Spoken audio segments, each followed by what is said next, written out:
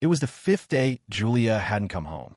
I brought a cake to the institute, hoping to surprise her for her birthday. Through the reinforced glass of the lab, I saw Kyle, her new mentee, covering her eyes with his hands as he presented a cake of his own, candles already lit. I tried calling. Julia ignored it 4 times before finally answering, her voice like ice. "What is it? Didn't I tell you not to interrupt me when I'm working? I just wanted to wish you a happy birthday. I don't have time for that kind of pointless sentimentality." She hung up. A moment later, through the window, I saw her laughing, playing along with Kyle as she closed her eyes to make a wish. The Omi would have stormed in there, would have screamed, demanding to know what was going on between them. Demanded to know who she was thinking of when she blew out those candles. But this time I was just tired of fighting, ready to let go. The sky opened up without warning, a sudden downpour that trapped me at the bus stop near the institute. The cake in my hands collapsed into a pathetic slump, a mirror of myself. My phone rang. It was Julia. Her voice was flat. "I'll be home later, Ethan. Stop being so dramatic. I told you this project is critical. It's bad enough that you decided to coast through life, but you don't get to sabotage my career. We've been married for years. How are you still so damn needy?" A familiar red sedan sped past the bus stop, throwing up a wave of filthy water that drenched me.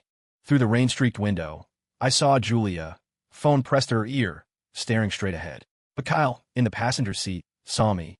"Ethan, did you lose your tongue?" she snapped, annoyed by my silence. I could faintly hear a man's voice in the background. Try to calm her down. I couldn't listen anymore. I ended the call. My phone battery was dead. In the final second before the screen went black, a notification popped up. Kyle had posted a news story on Instagram. "Thanks to my amazing mentor for the ride home. Saved me from turning into a drowned rat. Same time next year, Julia. Promise." The screen went dark, reflecting my own face soaked. I couldn't tell if it was rain or tears. I threw the ruined cake in the trash and walked home, stumbling through the storm. Julia didn't come back that night. I curled up on the sofa and fell into a fitful sleep. When I woke up the next morning, my head was swimming. I plugged in my phone. As it powered on, a missed call and a string of iMessages from Julia flooded the screen. "Turning your phone off to disappear? Ethan, how long are you going to keep playing these childish games? My patience has a limit. Stop acting crazy. Something came up last night. I can clear some time for lunch today, okay? Is that enough? Can you just be reasonable for once?" She always spoke to me as if she were granting me an audience. I didn't reply. Instead, my thumb moved on its own, opening Instagram to Kyle's profile. His latest post was from 2M. The picture was an artsy shot of a hospital hallway. In front of him, a woman with a familiar, elegant silhouette was holding up his four-bag. That silhouette, from college campus to wedding aisle, I had watched over that woman for 10 years. I knew it was Julia. A bitter taste filled my mouth. I unfollowed Kyle. Then I blocked Julia's number. She was the brilliant, untouchable woman on the mountaintop. I had been climbing for too long. I couldn't go any higher. After taking some fever reducer, I dragged myself to work.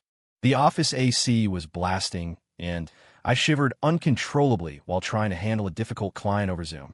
A colleague noticed how pale I was and draped a blanket over my shoulders. Before I could finish saying thanks, the world tilted and went black. I woke up in a hospital bed with an in my arm. A nurse told me my fever was so high I'd passed out. A woman who said she was my co-worker had driven me here. I was a little surprised. My entire department was made up of tech guys. There were no female co-workers. The nurse just smiled. She was very pretty, she added playfully. Before I could ask more, my phone rang. It was Julia, calling from a different number. "You blocked me?" she yelled, her voice raw with fury. "Ethan, have you completely lost your mind? I told you something came up last night, and this is how you react? Do you think I have nothing better to do just like you? I was a terrible student. I'd barely scraped by to get into the same university as her, and after a difficult 4 years, I'd taken the first decent job I could find. Julia, on the other hand, had sailed through her master's and PhD programs, emerging as a rising star in the scientific community. We were from different worlds. My job, the one that paid our bills while she was in school, was utterly worthless in her eyes. "I'm not making a scene," I said, my voice calm. "You should get back to work." She paused, caught off guard. Her tone softened slightly. "You better not be." "Fine. Let's have dinner. The Cypress Room on Newberry Street." Even a meal together felt like a gift she was bestowing upon me. Okay, I didn't refuse. There were things I needed to say to her face to face. It was time to give my 10-year-long devotion a decent burial. When I got to the restaurant, Julia wasn't there yet. The maitre d' seated me with a knowing smile. "Ms. Vance is one of our regulars, of course." I recognized the restaurant's opulent floor-to-ceiling windows from Kyle's Instagram. But Julia had never brought me here. The dinner rush came and went. Julia still hadn't shown up. The waiter kept glancing at me with pity. I pretended to be fascinated by the view outside. Then I saw her through the glass, a striking figure in a black dress. Her phone rang, and she stopped, then turned and hurried back toward the parking garage. I called her. It went straight to voicemail. A few minutes later, she called back. There's a problem with Kyle's part of the project. I have to go help him. Ethan, you understand, right? I wasn't surprised she was bailing. I was used to waiting. It was just that Kyle's name seemed to be coming up more and more often. Fine, go ahead. But we need to talk. Face to face. Make some time. She let out a cold laugh. What could you possibly have to talk about? It's the same old story, isn't it? I've told you, Kyle and I are just colleagues. You need to stop being so paranoid and insecure. I didn't argue. She hung up quickly. The food at the restaurant, however, was surprisingly good. Much better than anything I could make. No wonder Julia never liked my cooking. After she started at the Institute, she became even busier than during her PhD. I was worried she wasn't eating right, so I'd get up early every morning to make her a packed lunch before heading to my own job. Sometimes, delivering that lunch was the only time I'd see her all week. She told me to stop wasting my time. The food I made, she said, just wasn't to her taste. I was hurt for a while, but then I redoubled my efforts, trying to find other ways to please her. It was just like back in college. She was always the cold, unapproachable genius, and I was the moth drawn to her flame, chasing her relentlessly. In the end, I'd won. I married her. She once casually mentioned she liked a hearty beef and potato stew, so I taught myself how to make it, burning my hands countless times trying to get it just right. But I could never make it to her satisfaction. Then I met Kyle, the mentee she was always talking about. He was from the South, and he was a fantastic cook. He made, she said, the most amazing beef stew. I stopped making stew after that. When I got home, I packed a suitcase and called a realtor to ask about rentals. I didn't expect Julia to come home. She saw the suitcase and froze, her expression hardening into anger. Ethan, what is this? What new game are you playing? I figured I might as well be direct. We didn't have kids. A divorce could be clean. But before I could say the words, her phone rang. She glared at me, ready to silence it. Then she saw the name on the screen, and her expression flickered. Kyle, what's wrong? Don't panic, I'm here. I'm on my way. She caught herself, looking at me with a complex expression. Ethan, I don't want to fight. We'll talk when I get back. Kyle needs me right now. His landlord kicked him out. He has nowhere to go. For the first time, I looked at Julia and saw her clearly. In school, she was the untouchable campus queen, the genius with a halo. After graduation, she was a brilliant researcher. But did she really not understand? Why would a grown man, facing a problem, immediately call his married female mentor instead of solving it himself? Suddenly, I felt a profound sense of exhaustion. I cut her off. I even encouraged her. You should go. Don't waste any more time. It's getting late. Julia stared at me for a long moment. I'll be back soon. Wait for me. I didn't wait. After double-checking the divorce agreement I'd downloaded, I locked the door from the inside and slept until morning. It was the best sleep I'd had in months. I actually felt energized on my way to work. There were wet footprints by the door. Julia must have come back and found herself locked out. She had sent a few texts, which I ignored. Instead, I emailed her the divorce agreement. She called immediately. I didn't answer. A moment later, I got a friend request from Kyle. Ethan, please don't be mad at Julia because of me. She just feels sorry for me because my health isn't great. She can't bear to see me all alone. She was so tired after taking care of me yesterday. Can you please stop making her worry? Actually, I should thank you. Julia said I remind her of how you used to be. No wonder she took me under her wing as soon as I joined the lab. His messages grew sharper, more pointed. The old me would have been driven mad by these words, would have run to Julia and demanded an explanation. This time, I just swiped the notification away and ignored his request. At the office, I asked HR who it was that took me to the hospital. I want to thank them in person. The HR manager just gave me a cryptic smile and told me not to worry about it and to just focus on my work. I decided to buy coffee for the whole department instead. I never expected Julia to show up in my office with Kyle. I'm at the coffee shop downstairs from your building. Get down here, Ethan. That commanding tone. I knew it all too well. I valued my job, and I didn't want our personal dramas spilling into my professional life. I told my manager I had an emergency, grabbed the printed divorce papers, and went downstairs. Julia and Kyle were sitting by the window. Kyle was intimately brushing a stray strand of hair from Julia's forehead. They looked like a perfect couple. The smile in her eyes vanished the moment she saw me. There you are, Kyle, and I had to pause our work just for you. The entire project's timeline is going to be affected because of this. Ethan, can you stop this insanity? I hadn't even sat down, and already the blame was being shoveled onto my head. I don't recall inviting you for coffee. Perhaps the sarcasm on my face was too blatant. Julia froze, then hissed through clenched teeth, her anger barely contained. Ethan. Kyle suddenly stepped forward, a mask of contrition on his face. Ethan, man, you're misunderstanding her. She was worried you'd be jealous and just wanted to explain things. I feel like this is all my fault for putting her in such a difficult position, so I came with her to apologize to you personally. Julia shot me a look of pure disappointment before turning to Kyle with an apologetic expression. Kyle, you don't need to apologize. He's been like this for years. Unreasonable, jealous, his head filled with nonsense. Now he's threatening me with divorce. Her voice rose. Ethan, have I been too easy on you? Julia, I can't stand to see you so torn up, Kyle declared dramatically. Ethan, if you're angry, take it out on me. If the setting hadn't been so ridiculous, I might have actually been moved. A waitress hovered nearby, holding a tray with 2 coffees, unsure if she should approach. I wave her over. 2 Americanos. Too bitter. I never liked them. I picked one up and threw it. The dark liquid streamed down Julia's face and hair. She stared at me, utterly stunned. Kyle shrieked. Ethan, you... Julia. His eyes darted around, and then he was practically cradling her. Come after me, Ethan. Don't you dare hurt her. Do you have any idea what she's given up for you? How could you do this to her? As if waking from a trance, Julia grabbed my wrist, her grip furious. In her sudden movement, she knocked Kyle, who stumbled and fell back into his chair. Are you insane? She screamed at me. You think I won't actually go to the courthouse with you? You just try me. She was seething, but I met her gaze calmly. Just helping you clear your head. Can you understand what I'm saying now? I pulled my hand free, wiping off the coffee that had splashed onto me. She watched my every move, her expression growing darker. The simmering rage finally boiled over the moment I placed the divorce agreement on the table. You really want to divorce me? Her voice cracked, rising in disbelief. A flash of triumph crossed Kyle's face before he quickly schooled his features into a look of anguish, bowing his head to me. Ethan, I know you're upset because Julia was taking care of me. For her happiness, I'm willing to leave the Institute. I'll give up my career. Just please, stop making things so hard for her. He spoke with deep emotion, sneaking glances at Julia, waiting for her reaction. But he didn't get the scene he was hoping for. It was as if Julia hadn't heard his heartfelt declaration at all. She crumpled the divorce papers in her fist, her eyes fixed on me. Ethan, we can pretend this never happened. Let's just go home and talk. I sidestepped the hand she reached out to me, a wave of irritation washing over me. She was always so decisive when hanging up on me, when standing me up.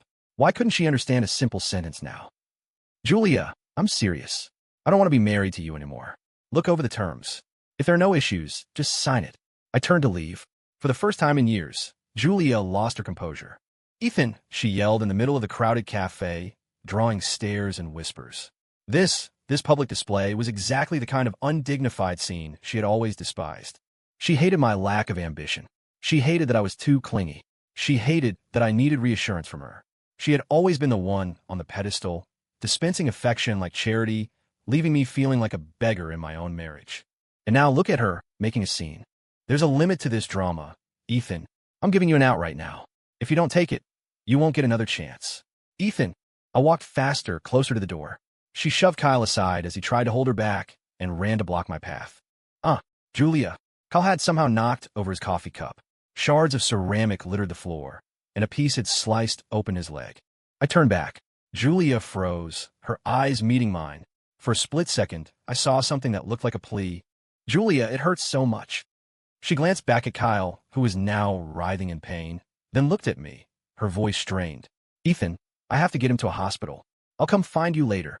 I didn't answer her. I just walked out of the coffee shop. Back at the office, I got back to work. Before leaving for the day, I checked my phone. Dozens of missed calls from Julia. I hadn't answered any of them. I didn't expect her to be waiting for me downstairs.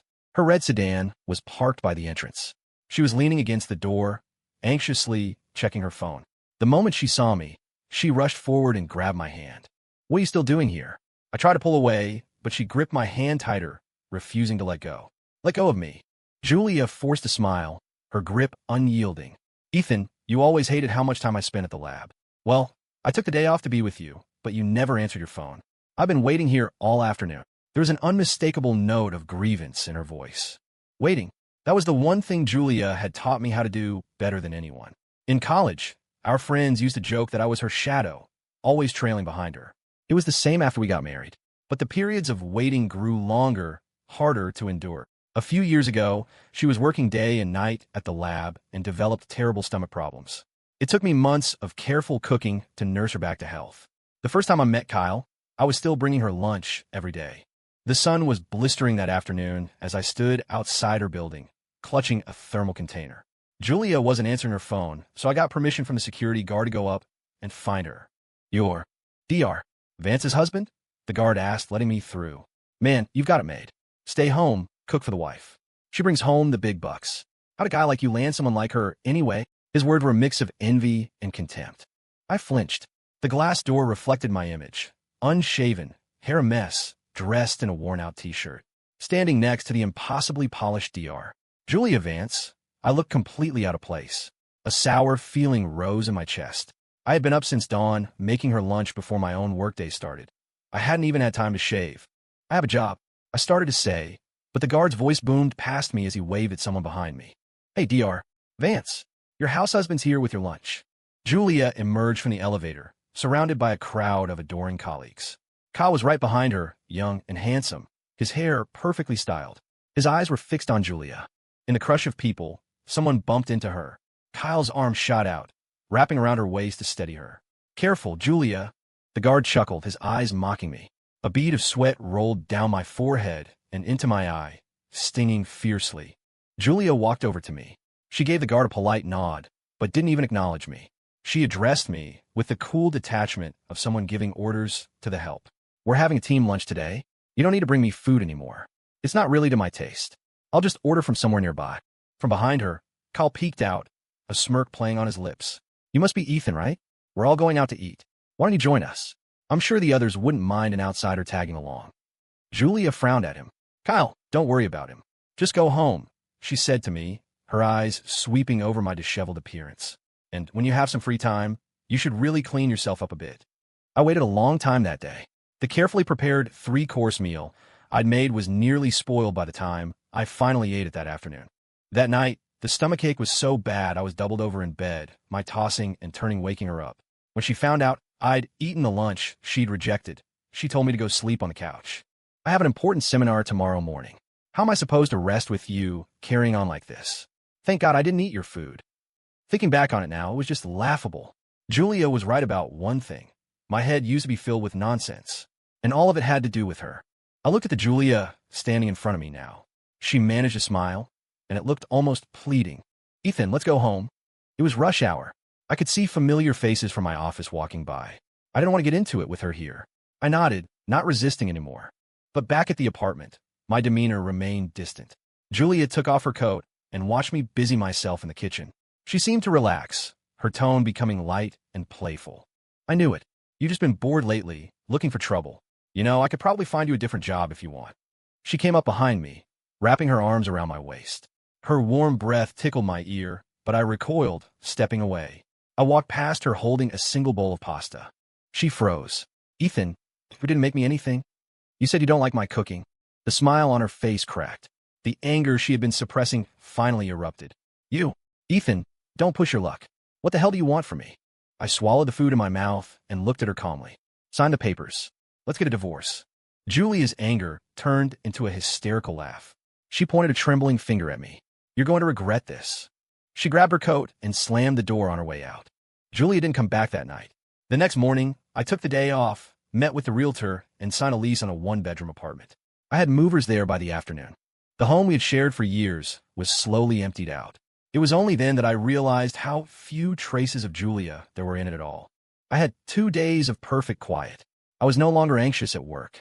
I wasn't distracted, wasn't waiting to see if Julia would come home today. I closed a huge deal, and my department had announced that the new VP wanted to take us all out to celebrate. My coworkers cheered. I was in a great mood, too. The commission on this deal would be significant. My salary wasn't high, and I used to give most of my income to Julia. Now that I was renting on my own, money was tight. My good mood was shattered by a call from Julia. "You moved out without my permission? Ethan, are you serious about this?" That condescending tone. I was so sick of hearing it. I hung up on her. When she called back, I didn't answer. After leaving work early, about a dozen of us from the department went to a nearby gastropub. Our manager took a call and announced that the VP was on her way over. I felt a knot of anxiety. The VP was new, transferred from corporate, and our department reported directly to her. I've been in such a fog lately that I'd barely even seen her. One of my coworkers, already a few beers in, nudged me with his shoulder. You know, he said with a grin, I guess you could say she's your knight in shining armor. Before I could figure out what he meant, the door opened and Sarah Tang walked in. She was in her early 30s, dressed in a sharp business suit, with a warm, approachable smile. Sarah's eyes scanned the room, and when they landed on me, she smiled. And then it clicked. She was the one who had taken me to the hospital. As the night wound down, I watched a coworker rush off after his wife called to check on him. For a moment, everything felt blurry. I realized that in all our years together, no matter how late I worked, Julia had never once worried. When I'd asked her about it, she'd said, "You're a grown man. Can't you take care of yourself? Stop being so dramatic and just get home." I used to envy other couples, their easy affection and concern for one another. Julia had just sneered, a dark look on her face, and told me it wasn't too late to back out. She was right. It wasn't too late. I chuckled to myself and was about to call an Uber when the window of a car parked at the curb rolled down. It was Sarah Tang. She waved me over. "Ethan, it's late. Let me give you a ride." I tried to decline, but she insisted, saying that as a manager, she was responsible for her team's safety. I paused, then got into the passenger seat. Sarah was an easy conversationalist. She praised my work on the recent deal, mentioning how impressed the client was. She talked about everything under the sun, but she never once brought up the pathetic state she'd found me in that day. When she dropped me off, I thanked her sincerely. "Sarah, thank you for the ride tonight and for the other day, for taking me to the hospital." Her smile deepened. "It was nothing. Just take care of yourself. We need you at your best." It was nearly midnight by the time I got home. I checked my phone and saw that besides Julia's missed calls, my mom had tried to reach me too. I was debating whether to call her back when the phone rang again. "Ethan, Julia called me. She said you moved out. What's going on?" My mother's voice was tight with worry. "Ethan." I was silent for a moment before telling her the truth. When I first brought Julia home, my parents were stunned, then overjoyed. She was beautiful, brilliantly educated, with a prestigious career already lined up. She was the kind of daughter-in-law the entire neighborhood would envy. My mother had even pulled me aside, whispering, asking if Julia was pregnant. At first, they adored her. They rarely visited, not wanting to intrude on our lives. But then my father passed away unexpectedly. We booked the first flight home, but Julia got held up by a call from the lab. That was one of the few times I ever truly fought with her. I flew home alone. My mother didn't ask any questions, which only made her cry harder. Julia finally showed up late, but she made it to the funeral. On the phone now, my mother let out a long sigh. I expected her to yell at me, to tell me to apologize to Julia, to save my marriage at all costs. Instead, she just told me to take care of myself. If things got too hard, I could always come home. "You've been through enough, honey." I rarely cried, but after I hung up, the tears came. Right on cue, a text from Julia arrived. "Ethan, did you talk to your mother? You know her health isn't good. Are you going to make an old woman pay the price for your childish tantrum?" So this was her strategy when she got desperate. Emotional blackmail. I texted back a single word. "Go to hell." Knowing her pride, she wouldn't contact me again. I blocked her new number. Just in case, I consulted a lawyer about how to file for divorce. Julia didn't show up again for a few days, but then her mother cornered me outside my office. My mother-in-law had never approved of me. She'd once told me to my face that apart from my looks, I was worthless. My education, my family, my career, none of it was good enough for her daughter. And yet, Julia had married me. I used to wonder why she'd said yes to my proposal. I finally remembered a joke she'd once made. "Ethan's low maintenance. I don't have to waste energy trying to please him. It's so much easier that way." I had been so blinded by love, I just laughed it off as a joke. Now, her mother's face was a mask of fury. She demanded to know why I wasn't at home, saying no real man would pack up and leave over a little disagreement. I didn't argue. I just asked her, "Where's Julia?" Julia knew what her mother was like. If she'd sent her to ambush me, she'd be waiting nearby to reap the rewards. My daughter has important things to do. She's not some freeloader like you. If you know what's good for you, you'll go and apologize to her right now. Otherwise, don't you ever think you can set foot in my house again, she shrieked. I kept man, and you've got the nerve to act proud. I bet the reason Julia doesn't have kids is because there's something wrong with you. Ethan, I never should have let her marry you, she shrieked. Her shrill voice was attracting attention. I had put up with her for years. I was done. I already sent the divorce agreement to your daughter. Why don't you do us all a favor and convince her to sign it? As for kids, your daughter said she wanted to be child-free, but then told me I should be the one to get a vasectomy. Maybe you should ask her if the problem is on her end, and she's just using me as a cover. I knew the words were ugly, that she wouldn't be able to stand it. Sure enough, as she clutched her chest and started cursing me, Julia appeared. Ethan, do you have to be so disgusting? Julia supported her mother, glaring at me. Her mother pointed a trembling finger at my nose. Divorce him. Divorce him right now. Let's see who else would ever marry a pathetic loser like you. Before I could respond, Julia cut her off. Mom, stay out of this. She calmed her mother down, then turned to me, a pleading look in her eyes. Ethan, just come home with me. I ignored her, my gaze cold as I looked at the two of them. Let me know when you're ready to sign the papers. I turned and walked into the building, Julia's voice calling my name behind me.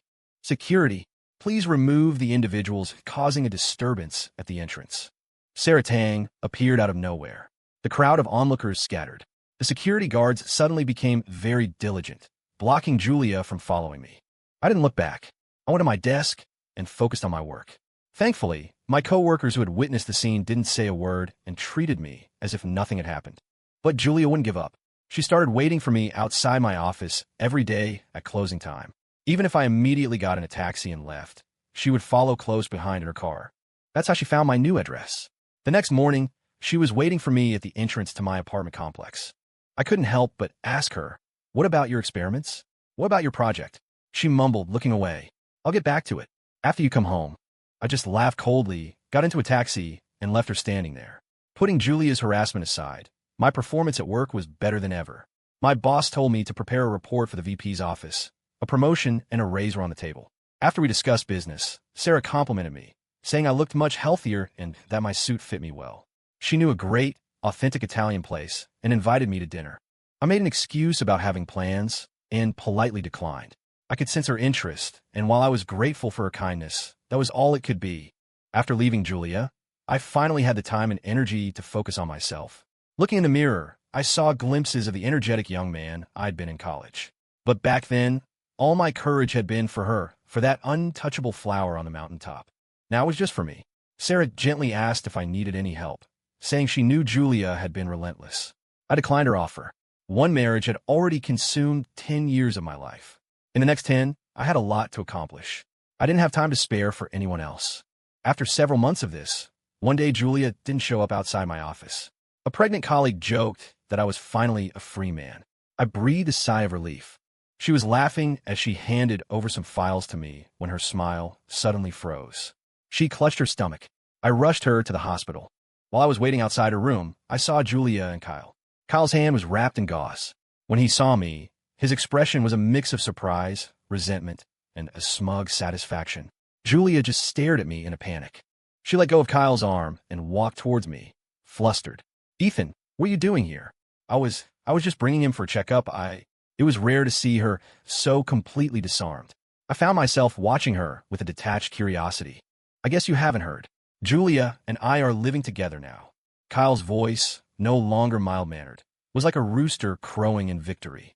Ethan, if you have any self-respect, you'll leave her alone. Stop holding her back. Do you have any idea how much damage you've caused?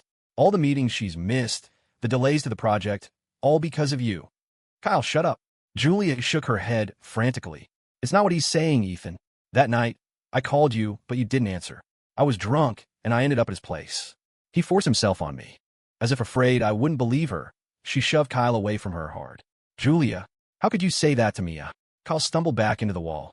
The impact knocked the bandage from his hand, revealing a series of angry, red lines crisscrossing his wrist.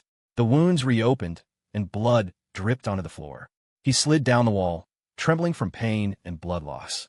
Julia froze, staring at the scene as if paralyzed. I stood up to get a doctor. Julia, jolted back to life, grabbed my arm. Ethan, don't go. The disgust I felt was overwhelming. I ripped my arm away and slapped her across the face. Julia, if you have a single brain cell left, you'll get him some help now. She clutched her cheek, her body trembling as she nodded. Nurses and doctors, hearing the commotion, were already rushing over, wheeling Kyle into an emergency room. Julia looked at me, then at Kyle being pushed down the hall, still weakly calling her name. Just then, my colleague came out of the examination room and jumped in surprise at the sight of Julia. I looked at Julia one last time and said my final goodbye. Signed the papers. Her eyes were red and filled with tears. I turned my back on her, helped my colleague, and left the hospital. It was only much later that I learned what had happened. Kyle had been struggling with depression and had been self-harming. By then, I had been promoted to manager of a branch office. I used my year-end bonus to take my mother on a trip abroad. After the divorce was finalized, I never looked for news about Julia again. The next time I saw her name, it was a local news alert. Prominent researcher attempts suicide, rescued from institute rooftop. The photo they used wasn't blurred. The man teetering on the edge of the roof was unmistakably Kyle. As the story blew up, rumors started to fly. Julia had used him and thrown him away, driving her brilliant assistant to a mental breakdown. My own marriage to her was dragged into the light. Someone leaked that our marriage had ended because of an affair between Julia and her assistant. In an instant, the public sympathy for Kyle evaporated. The internet was filled with comments saying they both got what they deserved. A few days later, the Institute issued a formal statement. Julia was dismissed from her position and transferred to an obscure post. I felt a brief, distant sense of pity. My colleague, the one I had taken to the hospital, gave birth to a beautiful set of twins. She made me their godfather. Her husband and I became good friends, and we often took the kids to the park together. One afternoon, he went to find a restroom, leaving me with the stroller. I was leaning over, making funny faces at the babies when a hoarse voice called my name. Ethan. I looked up. It was Julia. She was skeletal, her face gaunt and aged, as if 10 years had passed in one. She stared at me. Then her gaze drifted to the stroller. Long time no see. An unspeakable sadness filled her eyes. Yes, she murmured. A long time. You have children now. I didn't bother to correct her. I just offered a polite smile. The silence stretched between us, thick with awkwardness. I started to push the stroller away. Ethan, she called out desperately from behind me. I never got together with Kyle. That night was a mistake. I never loved him. I paused for a second. Is that so? I said without turning around. What does that have to do with me? I sent a text to my friend, telling him I'd meet him up ahead. Then I started walking. Faintly, from behind me, I could hear the sound of someone crying, a desperate, broken sound. I didn't look back. I just kept walking forward, leaving it all behind.